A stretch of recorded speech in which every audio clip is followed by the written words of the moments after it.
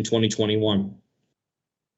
While continuing to invest, we are also recommending a 7.5 cent tax rate reduction, dropping the city's tax rate from $1.78.5 per 100 of assessment to $1.71. At $1.71, St. John would have its lowest tax rate in 24 years since 1998 and be 3 years ahead of the target set forth in the long-term financial plan.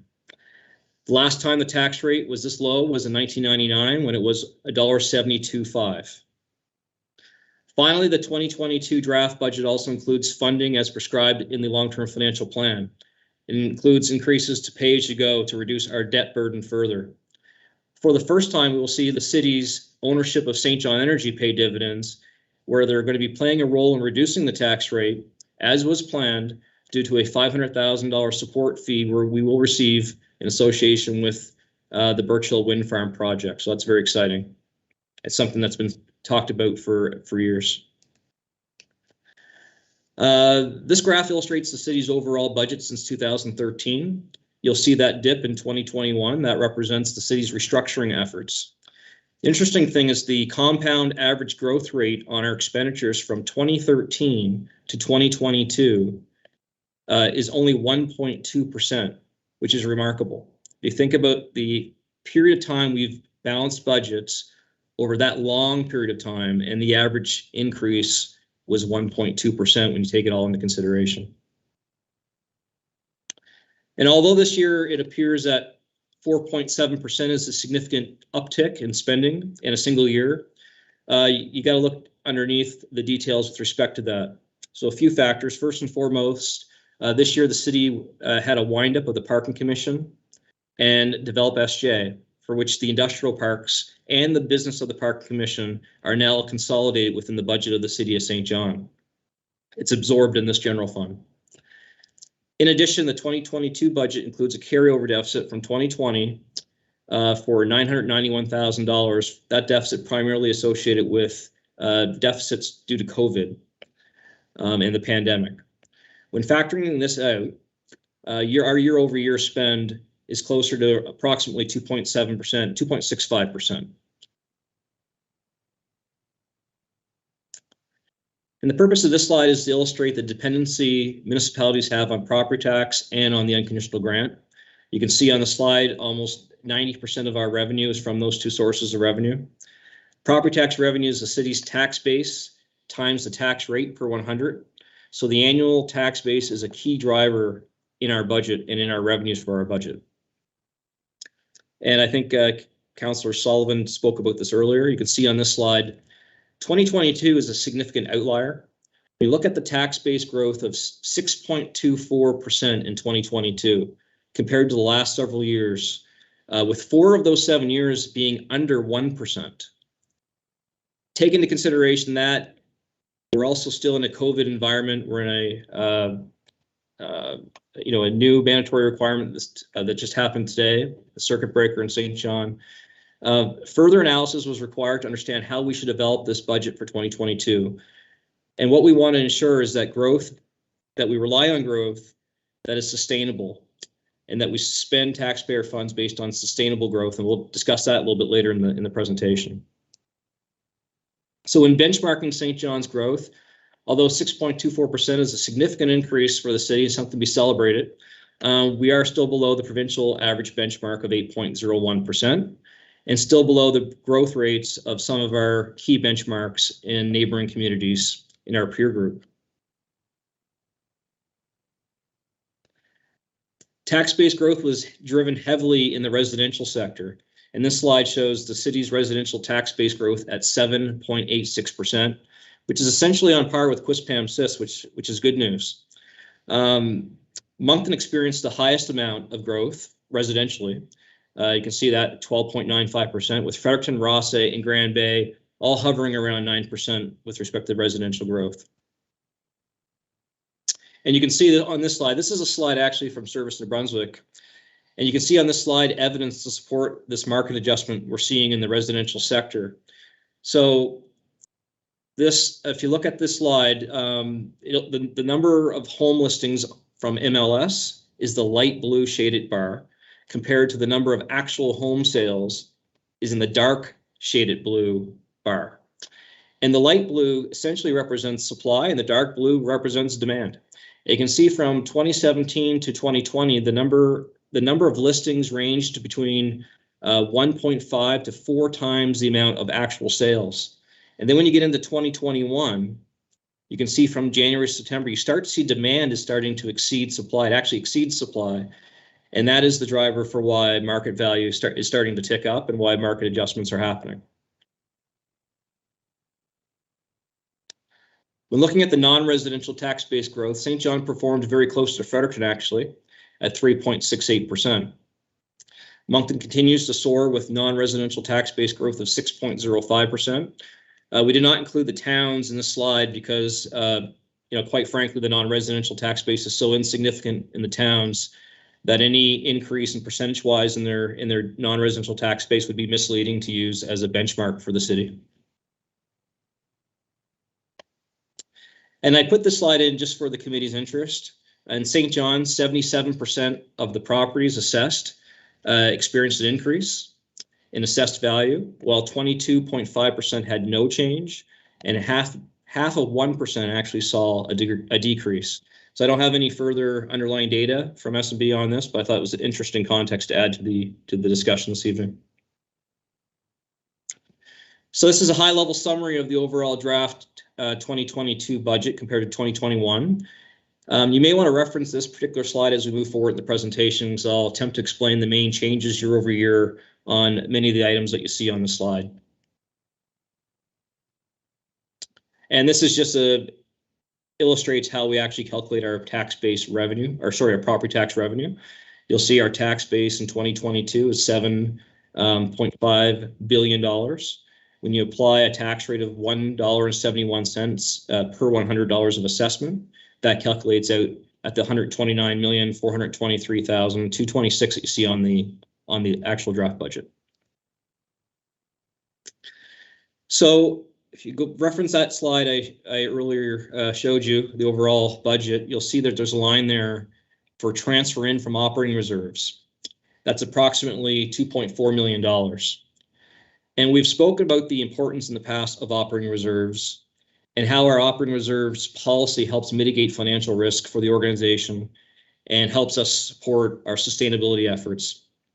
And in this case, this is a case in point right in front of our eyes. First and foremost, we are transferring $1.867 million from the operating reserves from the Safe Restart funds that we received from the province for COVID into the 2022 budget due to short-term COVID impacts. And those impacts are first, the carryover deficit of $991,000 from 2020 was primarily associated with COVID. So that is going to be covered by the Safe Restart funds. The second is when we wound up the Parking Commission, that budget has been integrated into our budget, and the Parking Commission is still struggling with respect to the impacts of the pandemic. And that has brought in some losses into the budget, which is continuing to be looked at and analyzed. We're also suggesting that the Safe Restart funds be utilized to offset those losses this year, and then we'll look very closely at this moving forward. So this means we must now budget operationally for the revenues and expenses that are used in the Parking Commission formerly in that entity into our budget. And then finally, I'll re-reference the $500,000 for the St. John Energy Initiative that will also be used to we had established a rate stabilization fund with those revenues, so that will be used to bring in order to fund tax rate reduction as was intended. This is a high-level summary of the main changes on the revenue side. Property tax is up 2.7%, property tax revenue, and that's, of course, 6.24% tax-based growth offset by a reduction in a 7.5 tax rate reduction. So overall, the combination of that still achieves a 2.7% property tax revenue increase. The city's unconditional grant, because of the additional tax base, has been reduced by 2.1%.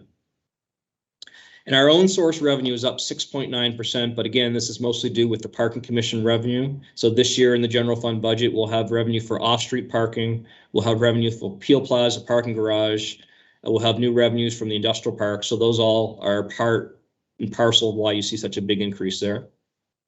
We already spoke about the transfer from reserve revenue, which is the next item. Finally, 1.14 million. This is additional revenue associated with LNG. So just for those who are new on council, years ago, LNG terminal had a fixed assessment base of $18 million based on legislation. That piece of legislation was repealed, and every year there's an opportunity to assess or to appeal that assessment in May annually, and that risk was transferred back to the municipality. So for the last, I think since 2017, that property has not been appealed. And in May, that property assessment rises from 18 million to 98 million. And that generates an additional $2.2 million in property tax revenue, but there's an offsetting reduction in the unconditional grant because of it. So overall, the city nets about $1.1 million. This occurs every May. This has been the same every year since 2017. We feel reasonably comfortable now that we can include this as part of our reoccurring revenue as is required in our operating budget policy with respect to operating budget. So that has been incorporated for this budget. And then this is just for interest of the committee.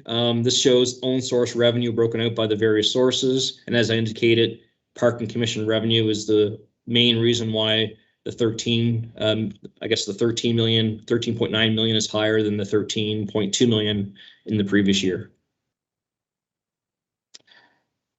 On the operating expense side, this side shows overall changes between salaries and benefits, goods and services, principal and interest on our debt, the various expenses we incur for agency boards, commissions, and our grants. It also illustrates the increase in pay-as-you-go funding and the transfers into our reserves as required by the long-term financial plan.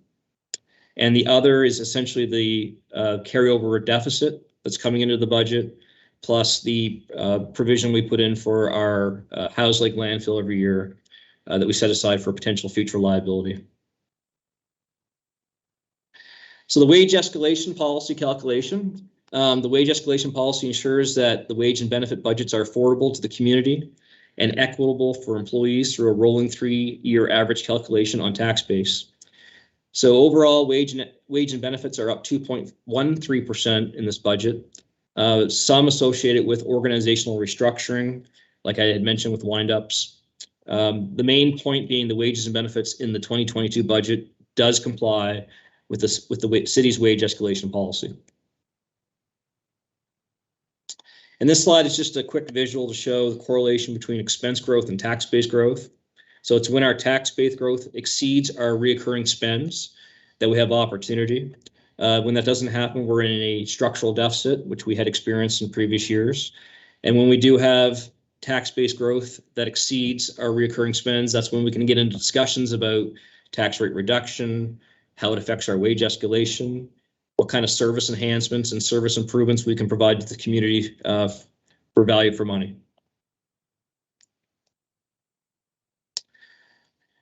Jumping to expenses, this slide is the same thing. It's total operating expenses, but it's from a service-based perspective.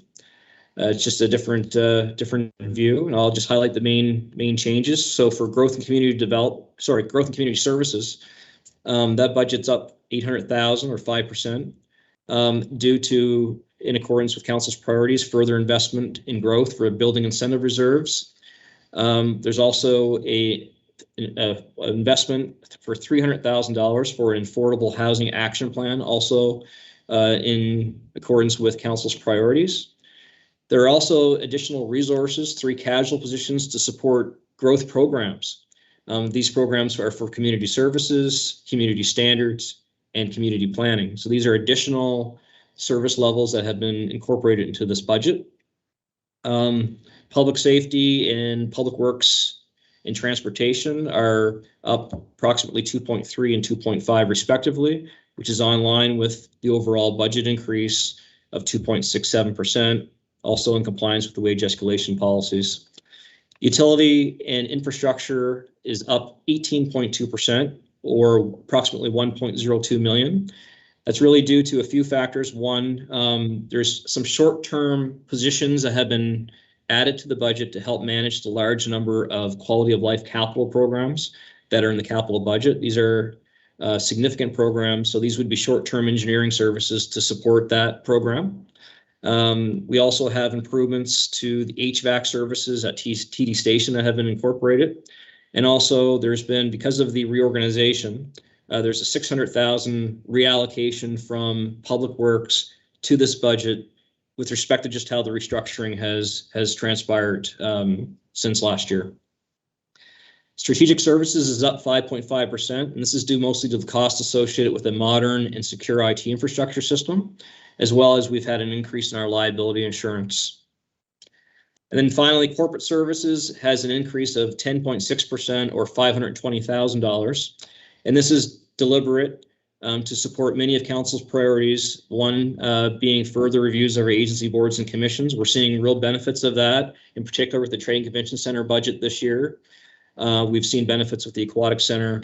We're going to continue going through those ABC reviews. We also have professional services in there for performance management, and performance management is a priority for this council. And in addition to that, some of the costs associated with the windup of the industrial park and develop SJ are in this budget, as is the legal department. And the legal department has funds for a new information governance system, and of course, continued education awareness in the Truth and Reconciliation file. And we've shown this slide in the past. It's been received well by the Finance Committee, but it's just a different way of looking at the overall budget. So assuming you have a residential property in St. John assessed at $170,000, and assuming there was a tax rate approved by council of $1.71, you would pay on that residential property $2,907 per year. And what this slide does is breaks down that overall price tag into the separate prices for each major city service, for which that $2,907 would be paying. So for example, on the slide, you can see $148 of that money would be for solid waste and stormwater services. Another $362 would be for the cost of city roads and services. So it's just a different way of looking at our overall budget. There are also the tax-funded operating subsidies and grants in our budget, ranging from St. John Transit investment, our investment in regional economic development with Envision St. John, our investment in regional facilities, library, the LBR, and our Regional Service Commission. We also have a number of community grants, including the Urban Development Incentive Grants, the Heritage Grants, and various community grants, which has oversight of it by a grant committee. So fiscal charges in this budget is a good news story. It was alluded to earlier. The city is saving approximately $700,000 on reduced principal and interest charges compared to 2021. You'll see the debt on this slide. So we started in 2014 at almost $120 million in debt, and we're projecting to have by the end of 2022 about approximately $87 million in debt. That means the city will have paid down over $32 million in debt, or 27% based on a disciplined debt management approach, and $700,000 in reduced principal and interest payment. That's about 1 cent on the tax rate. So this has been a good news story and a success story for the city. The second slide is because we had to wind up the parking commission into our books. There's obviously assets and liabilities that are consolidated into the city's books. And there's still a $6 million long-term debt in regards to the Peel Plaza parking garage. That was not part of the long-term financial plan. The long-term financial plan focused primarily on the general fund itself. So this is just consolidating the debt with the park commission into the overall debt figures. That's why you see a different figure at the end of 2022 on this slide of $92.96 million. All right, so I'd like to speak a little bit about the approach for the budget this year. And it's important for the Finance Committee to understand the approach that we took to develop our recommendations. This evening it's a receive and file, but how we came about putting this budget together. So I spoke earlier about This budget balances investment and council priorities with providing a return on investment to the taxpayer by way of a tax rate reduction. We are recommending an approach where investment and council priorities be focused on one-time investments to provide time to see if the future tax-based growth is sustainable. We'll touch upon that a little bit. We are recommending this approach as being responsible and cautious with considerations to the 7 factors on this slide, and that being taking a long-term approach to our financial strategy, still considering COVID-19, the uncertainty associated with COVID-19, understanding our competitive advantage with respect to other communities, understanding how much of our growth is market adjustment versus organic new construction, understanding potential risk for request for reassessment, understanding the increased tax burden on the community with respect to an increase of 6.24%, and how we can mitigate the risk in 2022. So when we look at our budget, we consider all these factors: borrowing, how much we borrow, what influences our growth, how do we keep costs controlled and expense management, while how we fund all the key components of the financial plan, capital reserves, and ultimately what's our price tag. And you'll see this slide is interesting. What this slide tells me, the moral of the story of this slide is that it's critical to do long-term financial planning in good times and in bad times. So we need to think about not only a single budget year, but how we address all of our service and financial objectives over a longer period of time. So let's just look back at 2009. Good times for the city. 9% tax-based growth. It's almost unbelievable to me. In fact, from 2009 to 2013, the city had total tax-based growth for that period of time of 28%. That's an average of 5.6% per year during that period of time.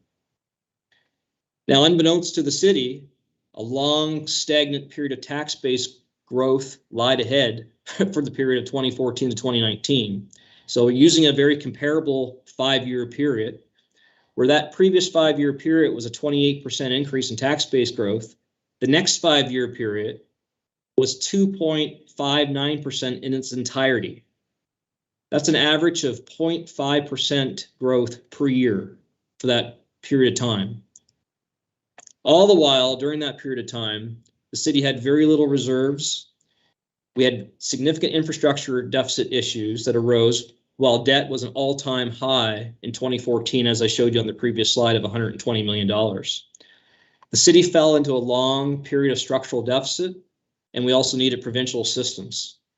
So this paints the picture of how important long-term financial planning is when it's good and when it's bad. And here we are again today with a strong growth rate of 6.24%. So we're recommending caution for many reasons, and I'll get into that a little bit further. So although we are making great strides, we are still in the midst of a global pandemic that presents uncertainty as it relates to future property values.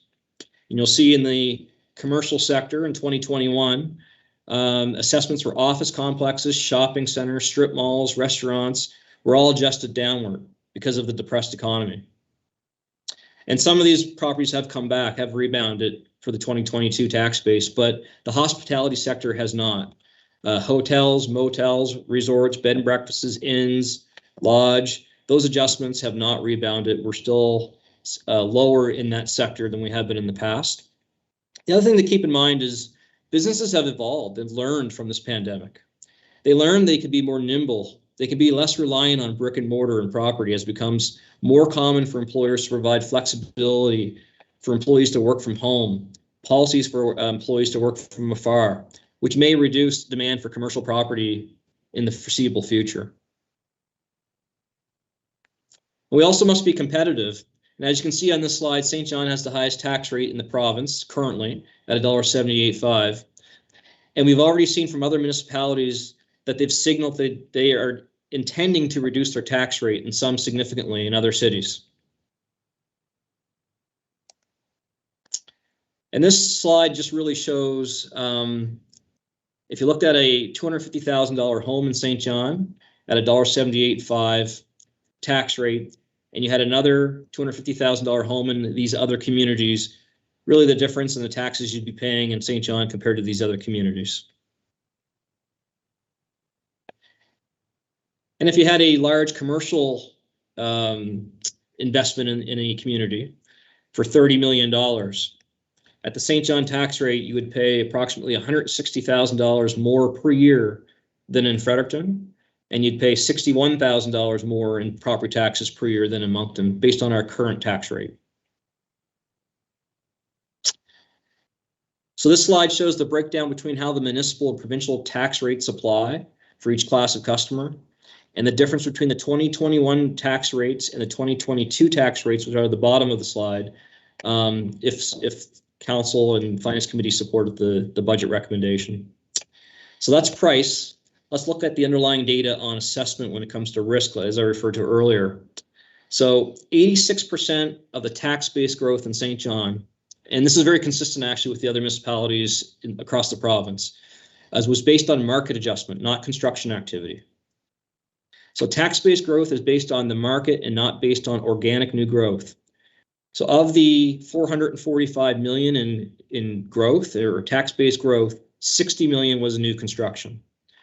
And without a reliable trend of data, in addition to the fact that we just went through a long period of stagnant growth, it's risky to make long-term decisions based on a singular year tax-based growth to lever up and increase city service cost. Further to that point is the risk associated with requests for reassessment. So this is the largest tax-based increase the province has seen across the province in over 20 years. So there's a high likelihood there's going to be a large volume of requests for reassessment. And when that occurs, when they're successful, we see that in the following year. So for example, in 2021, 55% of the requests for reassessments in St. John were successful. And that lowered our tax base in 2022 by $21 million. Given and this is during a low tax base growth period. So given we're looking at 6.24% in St. John, and you look at Moncton that are over 12%, you can expect that there will be significant requests for RFRs in 2022 that could have impact on our future tax assessments down the line in future years. The other thing to be considered of is inflationary pressures, and it's starting to become concerning. Given these inflationary pressures, we strongly believe that not only is it important to be competitive, but we also need to place a lens on St. John taxpayers and strive to minimize the municipal property tax burden on the community. So if you look at just this various measures on the slide, in August, the Consumer Price Index hit a near 2-decade high, up 7.2% year over year, fastest pace since 1994. The Canadian inflation rate is 4.1%, and in New Brunswick, it's 4.3%. In addition to that, we have property tax assessment up 6.24%, while provincially it's 8.01%. We have food price inflation of 2.7%, and gas taxes are soaring due to a global energy crisis, and energy demand is starting to come back with respect to people traveling. So we believe, in addition to being competitive, there is, in terms of providing that return to the taxpayers, there's an opportunity for us to do that with this budget. But not at the expense of advancing Council's priorities. So you can see on this slide, although a lot of these things are one-time expenses in the budget, and that's deliberate, as we mentioned, in order to mitigate future risk, at the same time, we're advancing many of Council's priorities. First and foremost, we continue to fund, in accordance with the long-term financial plan, 1.3 million of additional funds in this budget for capital from operating. That's going to further reduce our debt. In addition, we have targeted spends that will help advance Council's priorities with respect to a number of service areas. So first and foremost, St. John Transit will receive an additional capital reserve of $200,000. We know there's already a $600,000+ investment in the capital budget. There's a lot of investment needed in St. John Transit. This will be further support for that business to help promote St. John Transit, getting evidence-based information and data, investing in renewable infrastructure and vehicles. Additional $200,000 in addition to what's in the capital budget for sidewalk for a capital reserve. And in terms of active transportation, which is important, sidewalk is also a very important accessibility option, not only for children, but also for seniors. It promotes active transportation and active living and recreation. So that's an additional service enhancement in this budget. Dominion Park, we've heard loud and clear from council that Dominion Park is a priority. In addition to the capital budget funding that we've included for Dominion Park, an additional $300,000 reserve has been established for Dominion Park to help promote and continue with that project. Affordable Housing Action Plan is also funded in this budget as a one-time amount. It's a $300,000 investment. And finally, we talked about further reviews, performance management, demonstrating value for money for the taxpayer. There's $300,000 in this budget for continued ABC review, performance management systems, and programming. In addition, we've included some temporary contract positions in the growth area, which is very important. And this is going to allow program support for community services, program support for community standards compliance, and program support for community planning. So what are the advantages of a tax rate reduction versus spend? First and foremost, it mitigates taxpayer burden from the large assessment increase we just received. Second, it allows us to stay competitive with other municipalities who have all signaled, who the majority have signaled, there's going to be tax rate reductions in their communities. It also provides flexibility because, as I indicated earlier, with the recommended tax rate reduction, we're ahead of our long-term financial plan. So in an event we had to pivot next year because of some unforeseen issue in the budget, we're still able to increase our tax rate modestly and still be on track on the plan. We don't want to do that, but it gives you some flexibility and we'll still meet the long-term objectives of the plan. And it allows us time to see if this growth is sustainable. And from a risk management perspective, levering up the cost of government services is more risky because if growth isn't sustainable, reducing costs is far more disruptive. Restructuring is far more disruptive, as we've gone through over the last few years with respect to the cuts that we had to go through, the reduction in employees and things of that nature. So we believe this is a more balanced and risk, considered approach.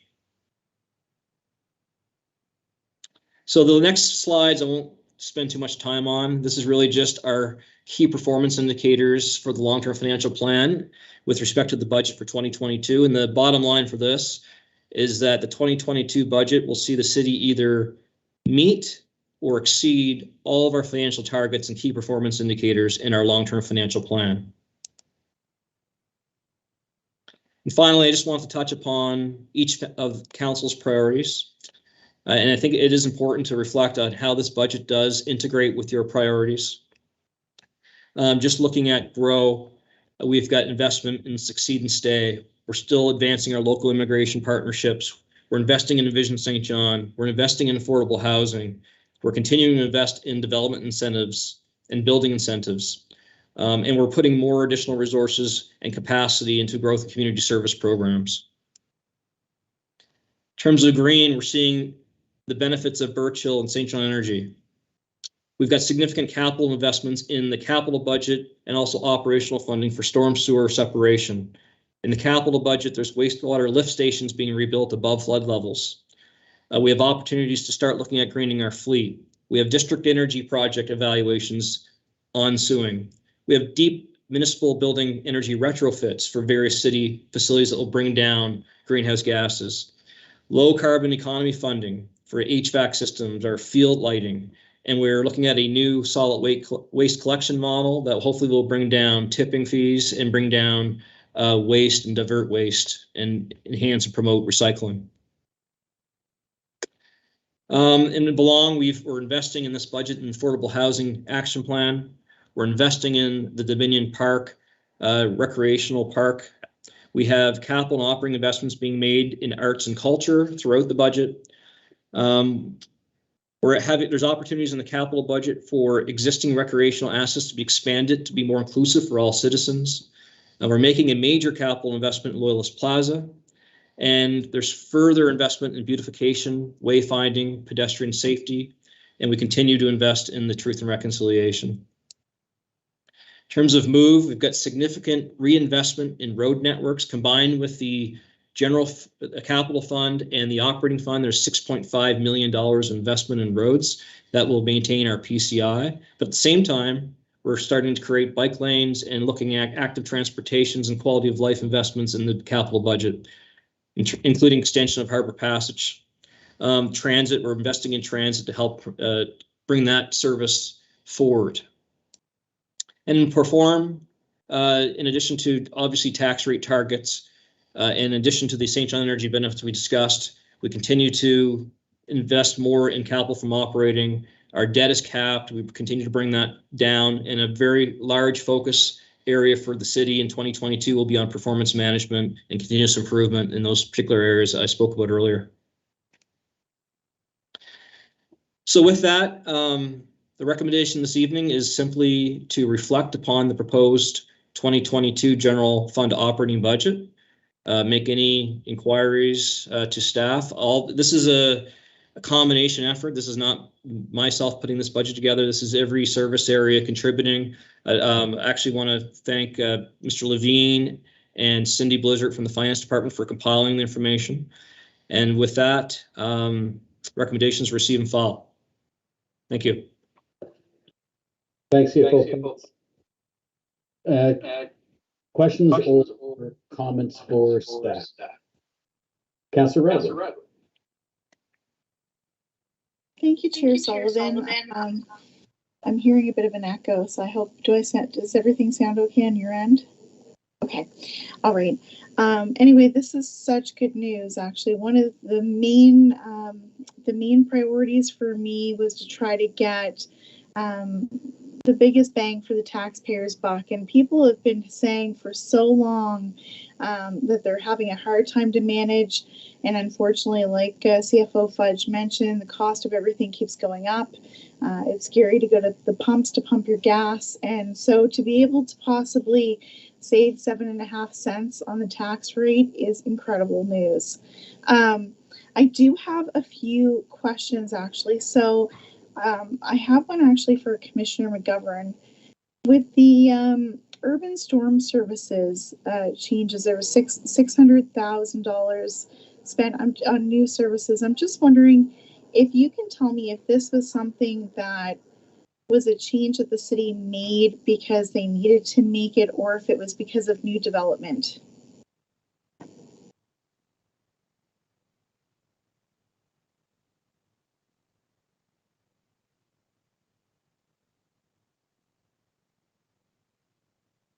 Mr. McGovern, are you on the line?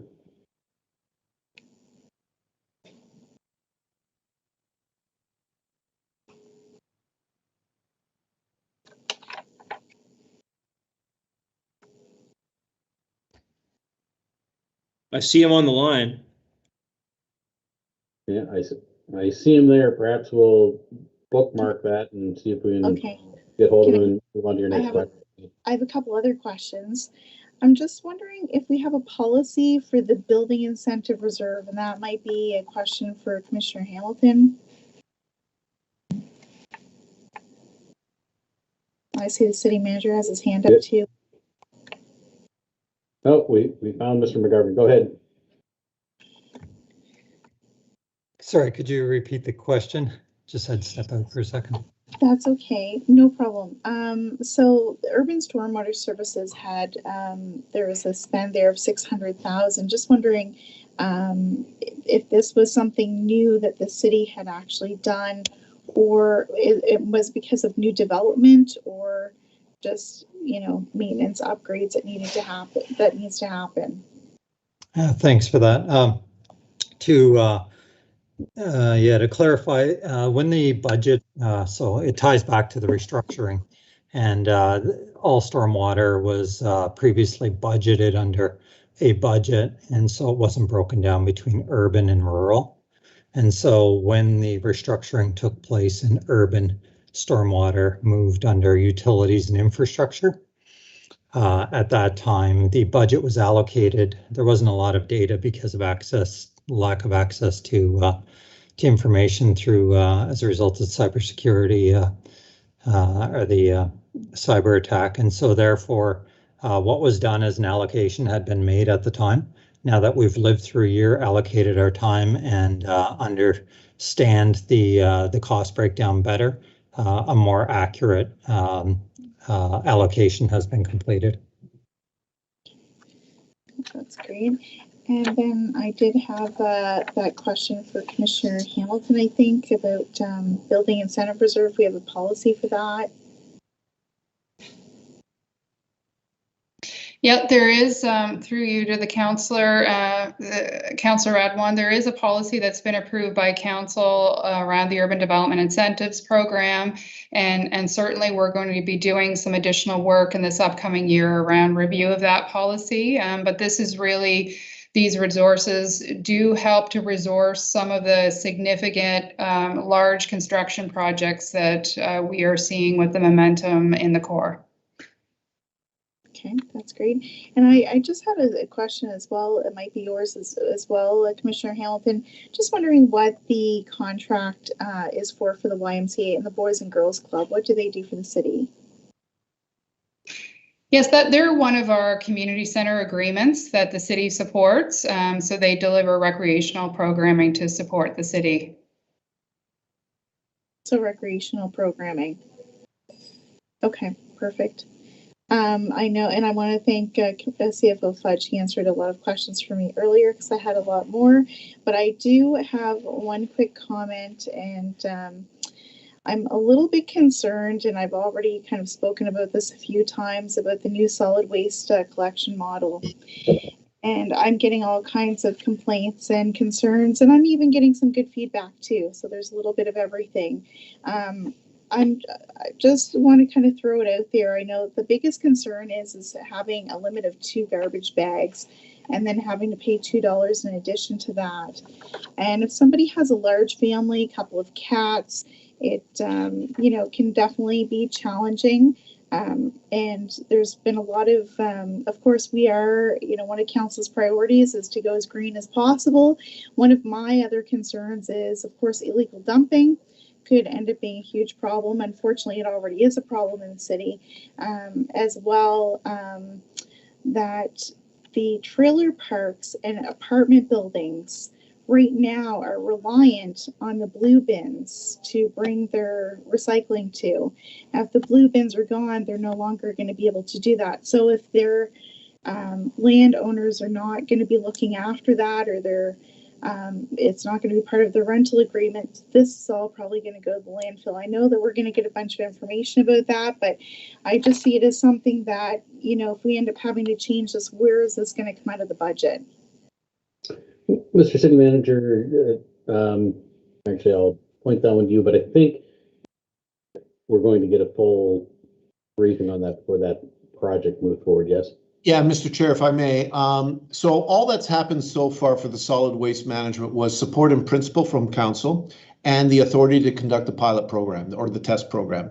The pilot program is now complete. We are doing the analysis, and we will be coming back to council with a follow-on detailed report as to how we see rolling out the solid waste management program that was approved in principle by council. It'll be at that point where councillors can voice concerns with what we're proposing, look at alternative arrangements, etc. But because this is planned for 2022 in terms of the initial phases, it had to be included in the 2022 budget. Otherwise, we would never have been able to go forward, even if council has said, yes, proceed. So it is in the budget. To be clear to Councillor Radwan's point, the program is unaffordable if we do not divert waste from the main processing plant, and if we do not achieve revenues from those who cannot properly recycle and compost. The cost of the program for us to implement recycling within the city of St. John is well in excess of $1.5 million, and that money has to come from somewhere. And right now the plan is through tipping fees and through a modest bag tag system should a family not be able to recycle or compost effectively. Again, that's all up for review by council, but without those measures in place, then Councillor Radwan is absolutely correct. There is no money in the budget to offset the $1.5+ million that the implementation of this program will cost us.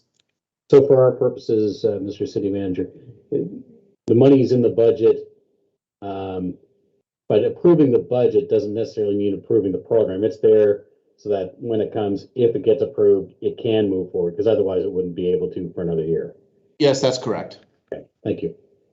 Was there anything else you wanted to comment on, Mr. City Manager? You had your hand up early there. No, I was simply going to add on to what Commissioner Hamilton had mentioned, and my very simplistic way of explaining the building incentive reserve was simply to make sure that we had a fund available to pay off the incentives that we will owe in a few years' time, so that we're not coming back to council a few years from now and saying, oh, we all of a sudden have a $2 million unplanned pressure on our annual operating budget that needs to. So this is really lining us up so that we can afford to pay off the incentives that our very clever plans have in the coming years. Great, thank you. And Councillor Hickey, over to you. Thank you, Chair Sullivan. Exciting evening coming to St. Johners with this. I would say nearing the 2-year anniversary of our first discussions around what a hopper was. So I'm very, very excited to be a part of the team and highlighting the effort that our finance team and the rest of staff have done in putting together this budget. Commissioner Fudge, I do have a question for you specifically to that, the breakdown of change in assessment values for 2022 in St. John. Is there any kind of indication? I really like that, and I think it gives a good understanding of how we stand with Service New Brunswick in particular. I'm wondering if there's any indication of what that breakdown looks like for other municipalities. And, essentially where I'm going with this is there an understanding that there's significant discrepancies happening between Service New Brunswick assessments in other municipalities compared to what's happening in this region? We receive only limited information when it comes to tax base, and we certainly don't receive information from municipalities across the province. In fact, we're only able to access our own information when it comes to tax base. But what I can say from the questions I did ask Service New Brunswick information I did receive, market adjustments seem to be the predominant reason why you're seeing tax base growth completely just across the province. So, and driven heavily by the residential sector. So in terms of breaking that out, in terms of, I guess, the detail underlying that, I don't have that information, but I can certainly go back to Service New Brunswick and ask any information that we need with respect to our own data. I'm certain that they'll be happy to provide us information on our own data. The manager with his hand up as well, Chair. Ken. Yeah, Mr. Chair, through you to the councillor. It's fair to characterize that we have some additional work to do on the Service New Brunswick results from this year. And in fact, I believe there's going to be a motion before council on Monday evening to that effect. That's a separate issue for us from the budget. The assessment is what the assessment is for this year, and what we present to you this evening is a budget based on that assessment. But we have never given up, nor would we ever give up on having the dialogue and the necessary examination with Services New Brunswick to ensure that the way that tax assessments are carried out in the City of St. John are appropriate for the City of St. John. So that work will continue over the coming weeks and months as we continue to try to evolve and improve this moving forward. It's not so much to try to change this year's. This year's is done. It's more to make ourselves better poised for follow-on years. Thank you. Excellent, thank you, City Manager. Yeah, and I don't think that's the intent. That was my intention there either. I think 6.74% is something to be very proud of. I know I'm excited about it. I think the rest of the team is. I think it's a testament to us sticking to a long-term financial plan. When, like I alluded to earlier, 2 years ago we were in the midst of fixing a structural deficit that was extremely trying, and now we're seeing us get out of the corner, start to get into a stride of things. I understand we're treating this as a one-off, but hopefully, and certainly with the momentum, anecdotally we're seeing around the city, I hope that continues, and I'm sure we'll see that continue. I think that this budget is a testament to that as well, in saying, look, we're recognizing that costs for folks are going up in everything else. We're going to give St. Johners a break on your tax rate, and that makes sense. But at the same time, we're going to capitalize on our growth, and we're going to make sure we're investing in transit, that we're investing in affordable housing, so we don't lose wind of that momentum, so that we don't lose wind of the excitement that's happening and the excitement you can feel on the streets in St. John. That's different from years past. And I think there's an incredible testament to be paid to our finance team, but also to the rest of our team at City Hall, who has taken on and championed our efforts around growth, our efforts around smart and strategic growth as well. And I think this budget is a testament to that, and it certainly lines up with council's new priorities. And I think this is exactly the type of thing we want, with a growth rate that is very exciting, and hopefully will continue for a few years. So thanks, and those are my comments there, Chair Sullivan. Thank you. Thank you, Councillor Hickey. Councillor Reardon, or Councillor Reardon, sorry, old school. Mayor Reardon or Councillor Norton, any questions or comments for staff? Good. Or over to you, Your Worship. I guess, Mr. Chairman, if I was going to say anything, it would just be, this budget is proof that we're listening to the people that we represent, and it's most apparent in the highlights at the very beginning of the commissioner's presentation. So that's all I would say. That it is sensitive to what citizens have said, and I think that those highlights certainly support that. That's all. Thank you, Councillor Norton. I'll add the same. I say it is an exciting budget. The reduction in the tax rate is great, but we've seen livability float to the top as well, along with growth. So I think that's really important for us. It sets a tone for us.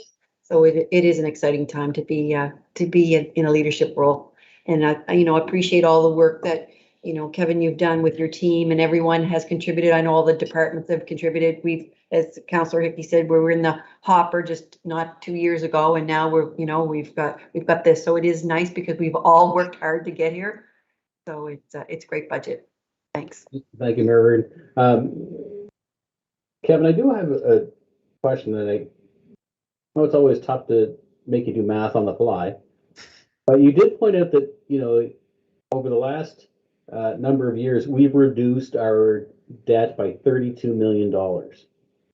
So, and that's an important part of our long-term financial plan. What does $32 million in debt reduction, would you have an estimate on what that would mean to our annual operational budget? I mean, just between last year and this year, it was a $700,000 benefit by reducing our budget. But that $32 million overall.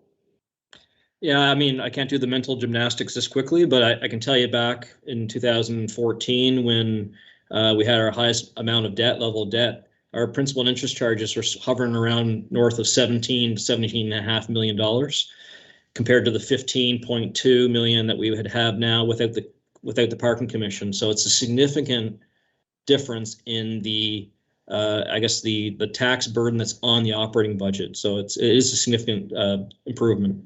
So $2.5 million per year in the operating budget is the benefit of following that plan. Thanks for that, and thanks for letting me put you on the spot. Just a couple of points, because first of all, this budget is incredibly exciting, and I didn't point to the financial charges in jest. Like it is things like that that tend to go through budgets and people don't pay a lot of attention to. But if you have a plan, that's one of the numbers that shows you the benefits that you get from the plan, because really fiscal charges is you repaying your loan, and the fact that we fight that debt, that's the benefit, and every year. I do want to point out, just looking at the graph, the tax base increase that shows the 9.08% in 2009, and it looks like the big U with the structural deficit in the middle. And I was here in 2009, and the saying is, when you know better, you do better. And in 2009, and from 2008 to 2012, reflecting, budgets were pretty easy because the tax base increases were pretty high. But if we had a plan then like we have a plan now, it certainly would have made the intervening years a lot easier, not only in the budget of the city of St. John, but the residents who live in St. John, because we wouldn't have had that boom or bust. And you said it, Mr. Fudge, and I think incredibly important. Long-term financial plans are important when times are tough. Long-term financial plans are important when times are good. And so really we are following that plan. The long-term financial plan, one of our targets is to have 3% tax assessment growth per year, and that's what we target to move things along in a regular kind of year. And you showed us the numbers that normalized. This budget's about 2.65% more than last year in order to not have to be cutting back on service, but to have a normal year. And then we targeted investments into our priorities. So I think this was incredibly strategic and thought out budget. And the last piece I will mention, just for those who are listening, and the city manager talked about diving into the numbers more as we go forward. But it is an opportunity to talk, because we are setting the tax rate with the tool that we have to set the tax rate, which is to set one tax rate for the city. And that difference in assessment that we're going to dig into with the 7.93% residential growth and the 3.56 non-residential growth. If we had the opportunity to set tax rates for different classes, and I know this is part of the discussion we have with the provincial government in municipal reform, then we would even be able to target things more specifically. We are certainly getting better at setting budget and getting better at looking at numbers and deciding where we need to recover revenue, where we need to have user fees, where, what are our core services. We're getting better and better. And as we continue those conversations with the provincial government, hopefully we'll get some more tools for next year and the years that follow that help us be even more specific. And finally, I want to follow up and really close with something that the mayor touched on about the hard work that's gone on. And I would expand it beyond not just our fantastic city staff who have worked hard. This council who's continuing to work, the last council who sat around that Hopper discussion and did a lot of work, but St. Johners, just in general, responsible developers who are putting up residential buildings that are going to look good, draw people to the city. Our developers who are looking at affordable housing, like the projects over by St. Vincent's, that are believing in St. John, what St. John's going to do. I can't believe I'm going to say this. People on Twitter, I am loving Good Morning St. John pictures. There really is a vibe, and that vibe from the residents of the city of St. John are attracting more residents to the city of St. John. So it's the work of all St. Johners that are putting this together, certainly led by your worship and our fantastic staff. And after all that, I need a receive and file. Mayor Reardon, Councillor Hickey, all in favor? Contrary minded? Carried. Thanks, and we will certainly be seeing that again.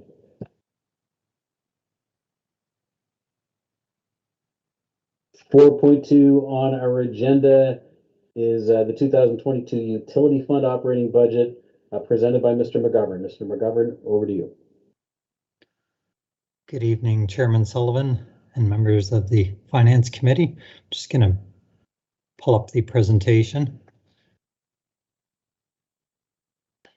It says they're loading, so if you could just let me know when you see them. There. Perfect, thank you. Well, once again, good evening. The purpose of this presentation this evening is to present the draft 2022 utility fund operating budgets for both the potable water system and the industrial water systems, with a recommendation to receive and file. In 1 month's time, on November 24th, our plan is to return to this committee with the draft budget with a recommendation to approve and to submit to council. On November 29th, the plan is to have the budget before council for approval and for first and second reading of the bylaw amendments. Third reading of the bylaw amendments would then occur on December 13th. First, I will present the potable water budget, then transition to the industrial water budgets. To get started, I'll touch on some of the points of the potable water budget to provide context. While there are challenges with the budget, there's also a lot of positives, as you'll see this evening. Again, this year, there's no proposed increase for the flat rate customers or metered customers. Utility, as I will show in subsequent slides, continues to face pressure, however, on declining revenue. 2022 flat rate is again proposed to remain at $1,428 per year, a fourth straight year of holding the rates. We're stabilizing rates through significant cost reductions, as you'll see in subsequent slides. Regarding debt reduction, we are aggressively, and I would say faster than even the general fund is paying down, we're aggressively paying down debt. And once again, there is no new debt proposed for 2022. The last debt borrowing for the utility was in 2017 as part of the Safe Clean Drinking Water project. And the budget includes 0% wage increase for all.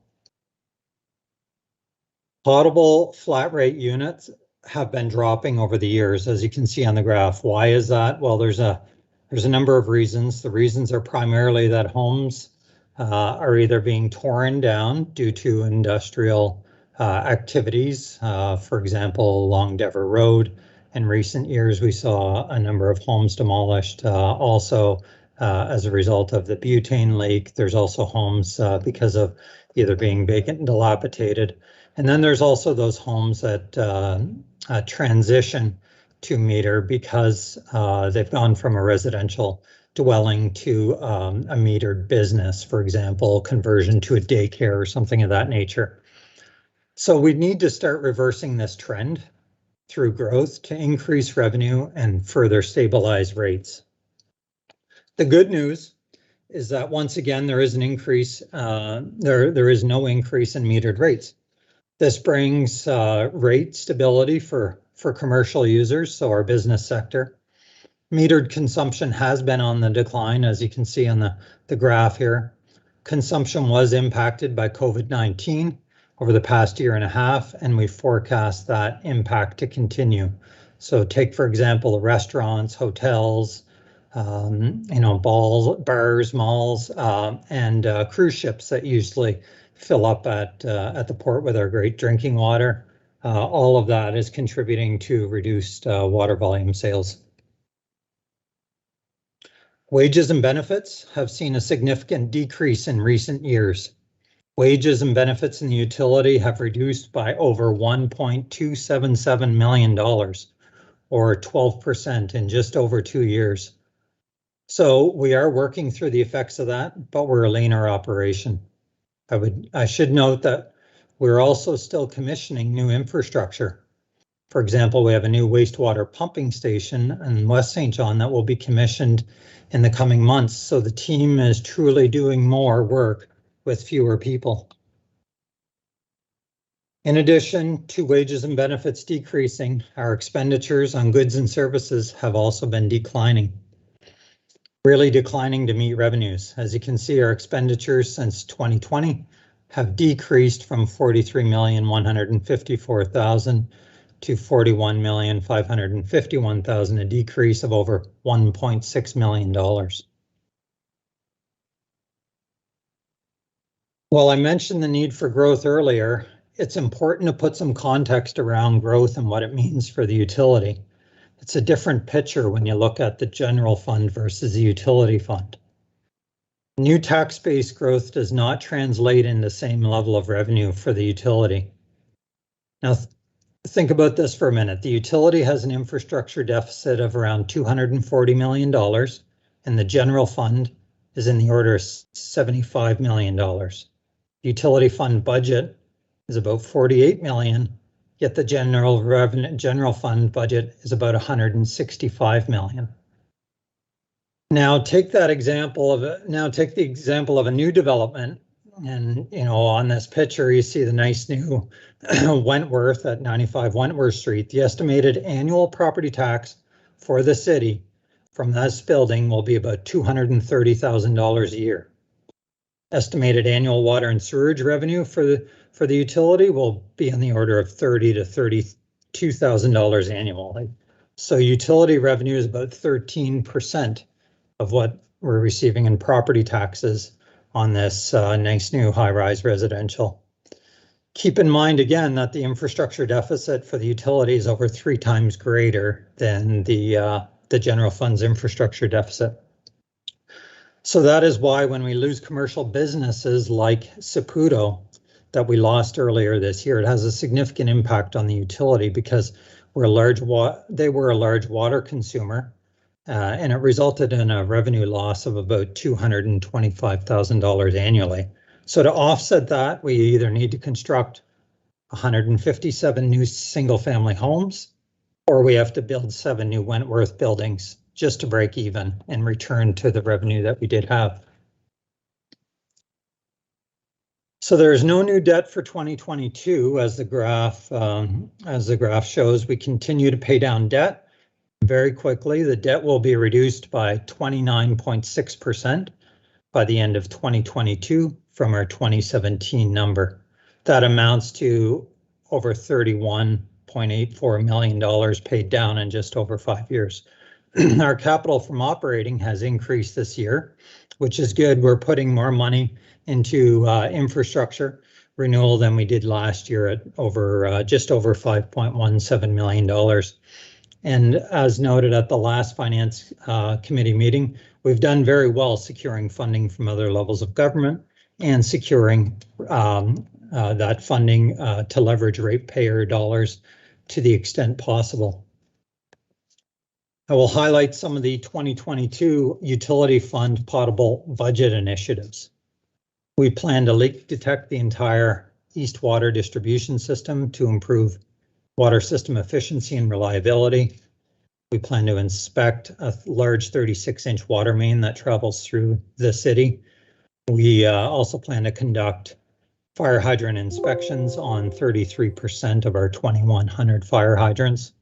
And again, this year, paint approximately 25% of our inventory. We're also planning on procuring a spare motor to enhance our water system reliability. In terms of watershed management, we'll update our forest management plan in the Loch Lomond watershed. We'll train more members on dam inspections. We do have by far the largest number of dams in the province of any municipality. We have 14. When you look at Fredericton, they don't have 1. We have 14, and when you compare to Moncton, they have 2. So we will be doing some training there. We're also updating our orthophotography of our watersheds. In wastewater collection, we're increasing our funding into trenchless technology programs to complete more sanitary pipe repairs through pipe patching. This extends the life of the asset without, of course, the need to excavate, long sections of street, and does it cost effectively while reducing disruption to citizens. So I've covered a lot of ground there, and I'll just provide an overview of the actions we are taking to stabilize rates. So we're holding our lowering costs through wage freezes and staffing reductions. We're continuing to look at savings through CI that's ongoing, continuous improvement. We're not borrowing for capital. We're focusing on asset replacement as opposed to new assets. And on that note, our capital budget this evening, the next item, only has one project that is new capital infrastructure related.